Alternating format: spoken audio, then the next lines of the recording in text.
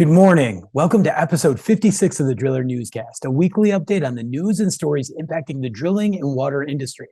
I'm your host, Brock Yordy, and we have a great show. This week in the news, we're going to jump over to France and listen to President Macron talk about absolute sovereignty over water to prevent a water crisis.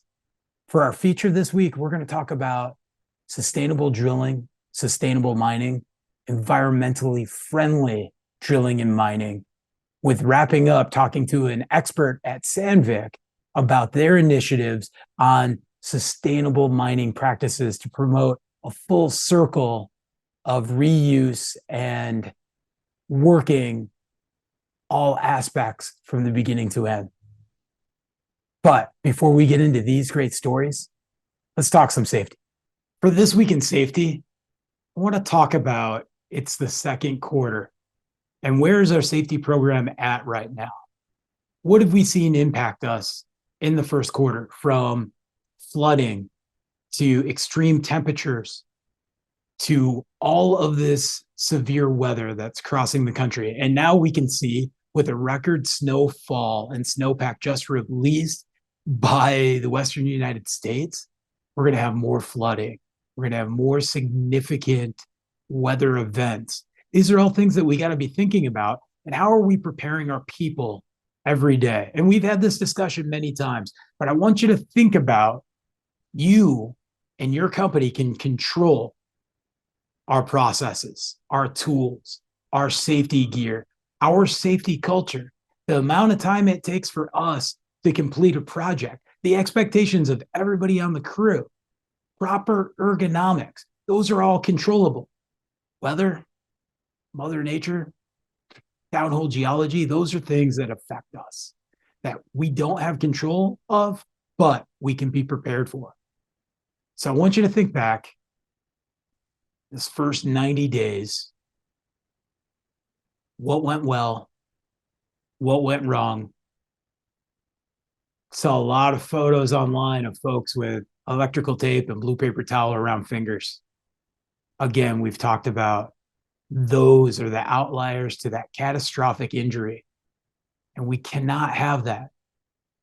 We're getting into spring and quickly it'll be summer. And I want you to think about excessive heat, what we need to do to make sure our people are hydrated and are able to operate smartly and say when they don't feel good. We have to be a better industry about listening to what our bodies are telling us, which is one of our greatest safety devices.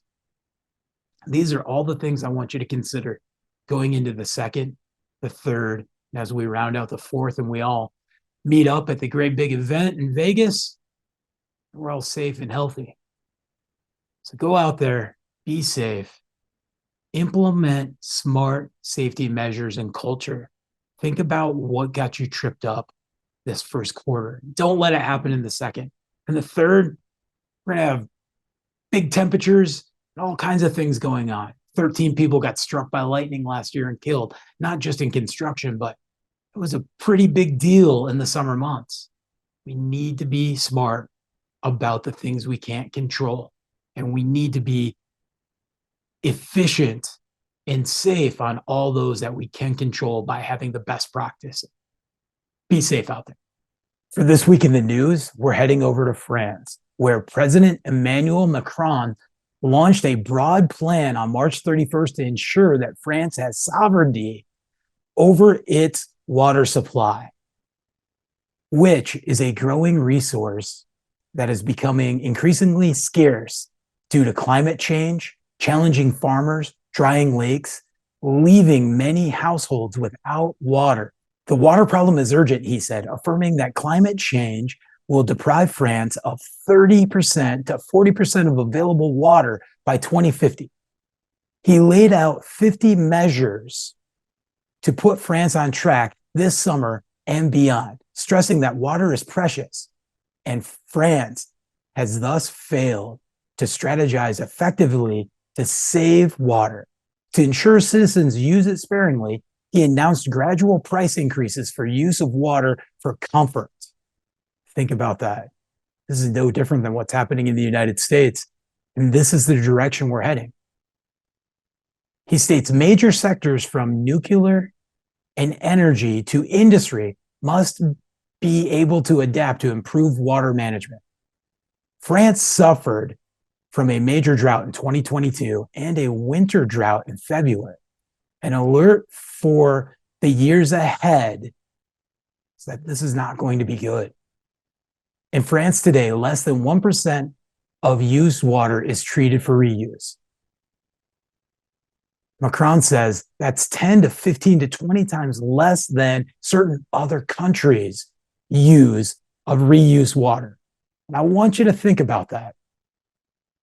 We've had many policies that have come out and discuss the idea of reusing recycled water, wastewater. I know many great wastewater facility operators that say, I don't operate a wastewater facility. I operate a clean water facility, and the water that I release that is tested and effectively treated is better than what is running in that river right now. And I want you to think of that from forever chemicals to phosphates to nitrates. This is a big deal. So France is shooting to use at least 10% of water that is recycled by 2030. This is a big initiative. And it goes on for him to say that he has 53 measures that will be taken in place, from how the nuclear energy uses up water and how that can become more of a zero discharge, to responsibility to farmers, to back to the people, that if you overuse water, you're going to be billed for it. And the plan is to release an app very similar to their energy savings cost app that shows the amount of water that is being used in an area, shows the availability of water and what direction we're going. And this is something that is very implemented in any country. We have smart meters now. We can talk about these things. But let's face it, if we don't get comfortable with the idea of taking recycled treated water and putting it into ASR wells or reservoirs, or there's many things. And we saw with France a massive battle over a reservoir that was going to be put in. You know, we got to be able to capture when that rain and that snow melt comes back, no different than what's happening in California in the Western United States. These are the things we have to think about.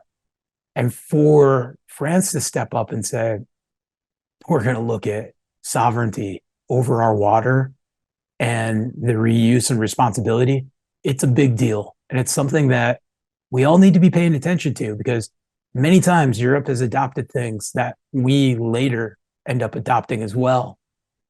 It comes back to our three biggest water stressed states: Texas, California, Florida. A lot of House seats. We could see a very different water policy future. For our feature story this week, I want us to start with a Texas A&M study that was in conjunction with the Department of Energy. It was titled the Environmentally Friendly Drilling Program, and it addressed new low-impact technologies that will reduce the footprint of drilling activities. It integrates lightweight drilling rigs with reduced emissions, addresses on-site waste management, optimizes the system to fit the needs of a specific development site, and provides stewardship of the environment. In addition, the program had plans that includes industry, the public, environmental organizations, and elected officials that would all collaborate and address concerns on development of these unconventional natural gas resources and oil and gas resources in environmentally sensitive areas. We just saw this with the Department of Interior and reducing the oil lease from 5 pads to 3. This is a big deal. The environmentally friendly drilling program provides the fundamentals to result in greater access, reasonable regulatory controls, lower development costs, and reduction of environmental footprint associated with operations. This was Department of Energy sponsored, along with collaborations from Anadarko and many experts in the industry. It was shown to provide that we could financially drill in a low impact, responsible way. And that is a very, very big aspect. So the sponsors have supported the program with significant financial and technical support. It's a brilliant project, and it's something that is 21st century applications, right? This project was started 18 years ago and successfully proved it was possible to implement best practices by 2015. It was started in 2005. I was interning at Bayreuth in 2005. It ended in 2009 and was presented in 2010. It's 2023 industry. And we, in the industrial end of this, in water, geothermal, cathodic, construction, we are slower adopters than what the oil and gas industry has to do. Here's the deal, and we've talked about this, and we have the EPA, and we have the waters of the United States that's being contested. And I want you to think about the excessive snowmelt that's about to happen in the Western United States and those ephemeral streams that were nothing that are about to become a big runoff point.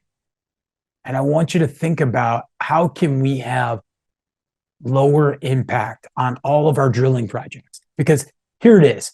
Civilization cannot progress without drilling.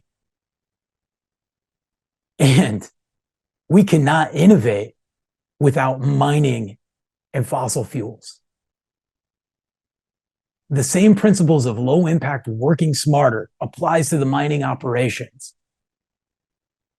In 2010, 2011, I was in Yellow Pine, Idaho on the Salmon River, responsibly drilling.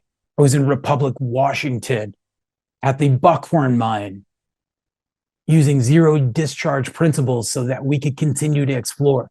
We can be smarter about this. It comes back to us holding ourselves as an industry accountable and promoting good environmental stewardship. We can't just every time a regulation pops up think we need to deregulate it and we can treat it better ourselves, because it's not happening. We need mines that can be sustainable through reducing energy requirements, which require minerals like cobalt and lithium. Think about that. For us to be able to get to our net zero goals, we need lithium, we need cobalt, we need rare earth minerals. We need them mined responsibly. It's just a true paradox that in order for us to save our environment, to save our planet, we must impact our planet. So who are going to be the game changers? Who are going to push the envelope and expect us to be better and more responsible? Reducing in energy is just the beginning. It reduces the impact of pollutants and greenhouse gases, yes. But in mining, beyond the impact of Mother Nature is the exploitation of people working in these mines. Not everywhere. We can work responsibly, but cobalt many times has been designated as a conflict mineral due to the way the local population is treated in both working conditions, economic climate conditions, and social conditions. We don't have to. And we see investors, we see big companies, we see the next generation stepping into this industry, and everybody that's here present, we can hold ourselves accountable. We can be smarter. We can come up with better practices than what we have. So to continue this conversation, I have Dean with Sandvik. He's going to talk about implementations taken by Sandvik to promote sustainable mining and progress and promote our industry, because we have to continue to mine. We got to continue to drill. We're going to continue to need fossil fuels, solar panels, geothermal, wind, all need these resources. Batteries need these resources. So how are we going to step up and do it better? My name is Dean Kangleas. I'm the Vice President for Product Services in Rock Tools, working for Sandvik. Been in the mining industry pretty much since I left school, since 1995, so almost 30 years. I'm a mining engineer by trade, spent the last 17 years with Sandvik. Really cool, company to work for in terms of, looking for new ways of improving what we do through engineering. I think talking about carbide recycling, super important for the future, right? When it comes to sustainability. And it's wild for us to say mining and sustainability. I believe we've had this stigma for years of, gold and silver and copper and whatnot, but we cannot progress civilization right now without the rare earth minerals that we're seeking for other green initiatives and whatnot. And it's pretty neat what Sandvik is doing. So to start it, for some of us that maybe don't understand, like, how were bits, made and replaced traditionally before this initiative started? Yeah, so I think looking at how bits have been made, we've mined steel, or mined iron ore, and we've made steel. We've mined tungsten and cobalt, and we've taken that and make the steel body, and we've put the carbide inserts in. Making that, a lot of R&D goes into that, so we normally send it into the mines. And typically, what we've seen happens is these drill bits get used. Some of them are discarded on the mines. Some see the light of day. That's been a process where okay, how do we replace them? Well, typically we've just been making new ones. So we haven't been, I think, careful with the sort of materials that we've been using. It's changed over the last few years. With tungsten carbide, probably started 10 years ago, but not as cool as what we can do today. I think you make a really good point that without mining, we're going to struggle in the future, specifically when you're looking at electrification and a growing population. So yeah, we need to mine, but I think we can do it differently and be more sustainable and circular in how we actually do it. It is absolutely about sustainability. If we want to become, carbon neutral, and all the great initiatives that we see across Europe and North America and other parts of the world, we need the resources. And right now, from a carbide usage standpoint, do we have much for reserves? Yeah, I mean, it depends on where you look, and it depends on the calculations that you look at. But generally, known reserves of tungsten around the world, 40 to 100 years. And when you think of that in terms of civilization, it's over very quickly. It's not a long time. So unless we find more reserves, or we might find ourselves running out of some key minerals in the future, and that wouldn't be good. Tungsten specifically, because it's used predominantly in hard materials, and drilling, when it comes to tungsten, I don't think we've found a substitute to replace that. Let's get down to it. How does this program work? What was the plan in place to be able to recycle bits and carbide? I think we've been limited by a few things in the past, so we needed to sort of change the way of thinking, and I'll sort of maybe touch on, critical factors in terms of why we actually moved to where we are now. I think the first one is, the scarcity of the mineral, like we discussed, right? It's something we need to be a lot more careful using, and that's where recycling, I think, plays a big part.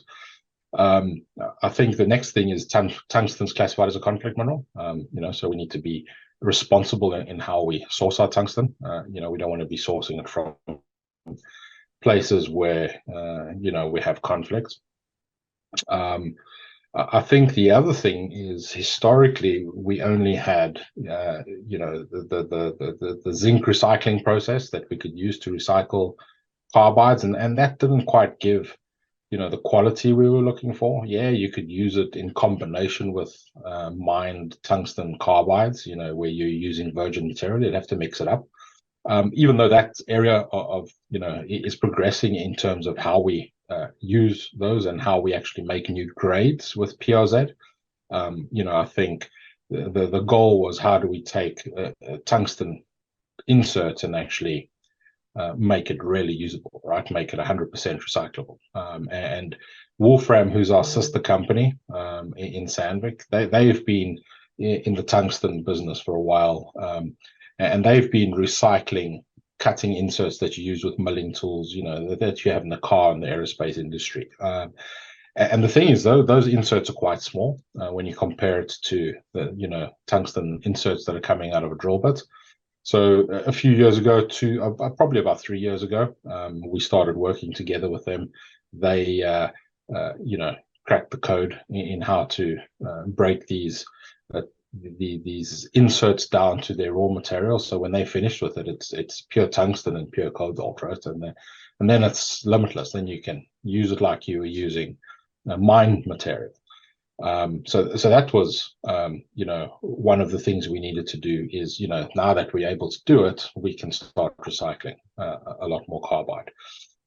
And then, the fact that the amount of CO2 emissions that we reduced by recycling sort of made it a bit of a no-brainer, right? So I think we reduced our CO2 emissions by 64% versus mined carbide, which is insane. So we should be doing more of it. And then I think the last part of the puzzle was, historically we would take all our dull bits and we'd ship it somewhere in the world and do the extraction where we separate the steel body from the inserts. But again, in the last 3 years, we've been working really hard to sort of do something cooler and easier, and that's really good for everybody. And we've actually created these extraction machines, a lot smaller, use a lot less energy, about 70% less energy than traditional extraction methods. And we can put it in the mining communities or close to the mining communities. It's an opportunity to create employment.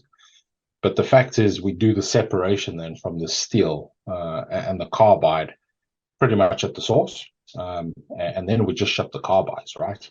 And that reduces shipping by 93% and everything associated with it. So CO2 emissions, the cost of shipping, just moving stuff around that, we probably wouldn't recycle in that way. So that steel would then get recycled in country. So a lot of, cool things that have said, okay, now we should do it, right? Now we need to recycle. We've sort of solved all the historical problems that sort of, didn't quite make it as maybe intriguing as it is now. And I think by solving that, we've ticked a lot of boxes that allows us and our customers to start recycling carbides and actually feel good about it. So what's beautiful about what you just said is, one, we don't have an infinite use of, carbide, and it's Mother Nature or whoever spiritual deity people look at. For me, as I'm traveling around and I go, man, our creator put these resources in very remote locations or in very inconvenient locations. And then that's how we end up having local indigenous people or whatnot exploited, which is the other half of this is, a conflict mineral. You have figured out a supply chain life cycle of recycling this and developing a new workforce to be able to pull this out. So it is truly that focus we need for sustainable mining. We need these minerals. It's why our civilization it is what it is today is because of what we've been able to get and build. So how did this come about? I think through very passionate people who had a really good idea. and were given the opportunity to explore that idea. So, people in my team and, people within the Wolfram organization, just have this really strong passion, and people that really care about sustainability. So it was watering a flower that was wanting to grow, right? And when you start working with sustainability and you start seeing the benefits of it, I mean, you can't help but not feel good. So that's, I think, how it came about. And sort of looking at the things that that were stopping us and being able to solve it, was a really fun journey to be part of. So that's, I think, how it started. Is the acknowledgement that we need to do something different. We can't continue to use resources like we are and expect them to just last forever. We need to do something different. And yeah, I think sustainability is now on everybody's lips, and rightly so. We need to focus on how we become sort of carbon neutral as quickly as possible, and every little thing helps. I had a great mentor professor who would talk about sustainability, and as we grow towards 10 and a half or 11 billion people, and he'd go, Brock, this is great, we have one planet, but we have these great dreams of grandeur of going off this planet, and if we can't be neutral here or sustainable here, how are we going to do that on, say, the moon or Mars? So again, if we're taking that carbide with us, if we're going to develop outside of what we think of right now as our tiny world, we need it. So it's very neat. Yeah. And I mean the carbide that we're able to recover, I mean, it's not 100%. Because if you're using a drill bit, it sort of wears away, right? So, but the amount that's left over, I mean, it's a good 60%, right? So there's 60% of the need to mine new minerals. So it's a big number when you look at it that way. And I think that the other cool thing as well, and this is part of our program, is we don't mind whose carbides. We'll take competitors' carbides and recycle that as well. And I think it's just the right thing to do. So we in discussions, and a lot of customers that like the program, they ask the question, can we send rock tools that aren't Sandviks? And absolutely, the more we can recycle, the better. So.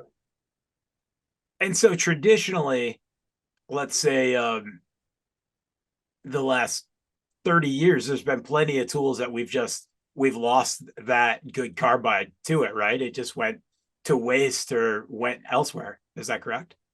Yeah, I think carbide to some degree has been recycled, but not to the degree that we have now. So we've been using it in PRZ, and that's been used in potentially other applications, but not to the sort of ambition that we have now, right? The ambition is that from the rock tools we sell, at least, we're making an effort to get at least 90% of them returned to us by 2025. So every year, if we sell 1,000, we expect to see 900 back, and that's a big target. And that was a target where we were actually maybe aiming for 2030, and we got challenged with the target to say, but what's stopping you from doing this sooner? So we actually had a look at it and said, well, if we can speak to customers and we can get the message out there and people can understand how important this is and how good it is, then there shouldn't be no barrier, right, in collecting it. So in the past, working in the mines myself, sometimes things just don't come out, they just get left behind. And I think it's now definitely the right time to start making sure that we start being more responsible. So final question, over the years, this was an opt-in option for many, drilling companies, mining companies. And now I see where it's opt-out is the way it works. So how is adoption going? Is this something that is just spreading like wildfire? Or? Yeah, I think some countries are a lot more advanced than others. But strangely enough, I was in ConExpo a few weeks ago, and yeah, I mean, we had quite a few customers, put their hand up and say, absolutely, we'd like to be part of this. So really cool when you see that. It's yeah, we've got a lot of customers already onboarded, and the aim is to catch all of them. So, all around the world, we have our entire sales organization, actively pursuing this from different levels. And every month we're onboarding more and more people. So it's been accepted, I think, really well. Now we just need to make sure that we take advantage of it and start recycling what we get back. That's excellent. Well, thank you for your time today, Dean. Any last words? Any future thoughts? You got anything you want to throw out that you guys are working on next? Yeah, I mean, we're working on a few other things, but I'm not going to push it out there now. But exciting things. I think we're always looking for ways of being better when it comes to sustainability and how we use, the products we have and how our customers use them. So a lot that we're doing, I would say, watch this space. And, from any of your listeners that are listening, I would encourage people to, make a plan and send your bits back. You don't have to do much. You just need to put it in a bin. Yeah, we'll pay for that scrap and make sure it's taken care of and recycled. So, yeah, thank you very much for the opportunity, Brock. I appreciate it. No, thank you. It's awesome to get to listen to the initiatives. We talk a lot about what's happening in drilling, from oil and gas to mining to water, and everybody goes, yeah, we got to drill for more water. But anytime we speak mining or oil and gas, there's always apprehension, but Yeah, there's always room for us to do it better, to do it sustainable, to do it right. And the great companies out there are, because we're humanitarians and we're stewards of understanding. We got many more years, hundreds exactly. and thousands of years of wanting to do this. So, I couldn't agree more. Absolutely.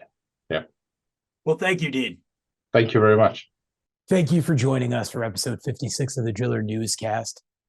Huge thank you to Dean and Sandvik for taking the time to outline their initiative and showing where we can go. I hope to see many more great initiatives like that, and I can't wait to see what Dean and his team comes up with next. Check out thedriller.com for the latest on safety, industry news, leadership, recruitment, problem solving. If you enjoyed this discussion on mining, sustainable drilling, we are the Driller. We want to talk all aspects drilling. You can reach out to me at my email, and that's questions@askbrock.com. And we can start a discussion. You can come on the news. You can talk about what's happening. Maybe it's the worst day of drilling. Maybe it's the best day of drilling. Maybe it's something that can help many other companies that are struggling. We are always a greater industry when we collaborate together. We can solve a lot of things. Thanks again. Please like and subscribe.